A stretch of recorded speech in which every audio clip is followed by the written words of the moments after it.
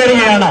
3D ക്ലാസ്സിലെ മിന്നും താരം PTM AIPSന്റെ അഭിമാന താരകം മുഹമ്മദ് അഷ്ഫാഖ് പരിമിതികളെ വെല്ലുവിളിച്ചുകൊണ്ട് അസാമാന്യ പ്രകടനം കാഴ്ചവെച്ച സോഷ്യൽ മീഡിയയുടെ PTM AIPSന്റെ അഭിമാനമായി മാറിയ മുഹമ്മദ് അഷ്ഫാഖിന് വേണ്ടിയുള്ള അപൂർവമായ ഒരു ആദരവാണ് ഇവിടെ നൽകുന്നത്.